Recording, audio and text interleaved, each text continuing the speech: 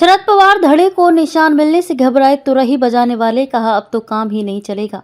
राष्ट्रवादी Congress party NCP में शरद पवार की अगुवाई वाले गुट को तुरही बजाता व्यक्ति चुनाव निशान मिलने के बीच इस पारंपरिक वाद्य यंत्र के वादकों को इस साल उनका धंधा चौपट होने की आशंका सता रही है, क्योंकि आम चुनाव और शादी का सीजन एक समय पर पड़ रहा है। ऐसे में उन्हें आशंका है कि आदर्श आचार संहिता प्रभाव में है। ऐसे में इस साल उन्हें शायद शादियों और अन्य कार्यक्रमों में तुरही बजाने के काम पर नहीं रखा जाएगा। तुरही अंग्रेजों के सी अक्षर की शक्ल में होती है।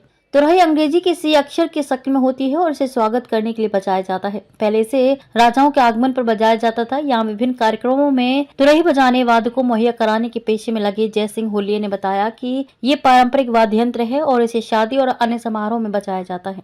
लोकसभा चुनाव और शादी का सीजन एक समय पर, साथ ही उन्होंने कहा कि लेकिन इस साल लोकसभा चुनाव और शादी का सीजन एक समय पर है। ऐसे में हमें डर है कि इस साल हमारा धंधा चौपट न हो जाए। शहर में रहने वाले तुरही वादक बाबूराव गुराव ने कहा कि राजनीतिक दलों के पास हमारे रोजमर्रा के जीवन में इस्तेमाल आने वाली चीजें ये सामान चुनाव निशान के रूप में है।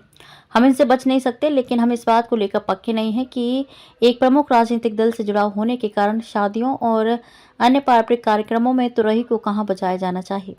उन्होंने आगे कहा कि राजनीतिक कार्यक्रमों में हमारा धंधा छूट सकता है। आमतौर पर तुरही वादकों को सभी राजनीतिक दल चुनाव रैलियों में बुलाते हैं, लेकिन हमारा वाद्य यंत्र अब एक राजनीतिक दल का निशान बन गया है। ऐसे में हमें डर है कि शायद राजनीतिक दलों से ऑर्डर ना मिले, क्योंकि आदर्श आचार संहिता प्रभाव में है। ऐसे में लोग हमें सांस्कृतिक या पारिवारिक कार्यक्रमों में भी नहीं बुलाने पर विचार कर सकते हैं।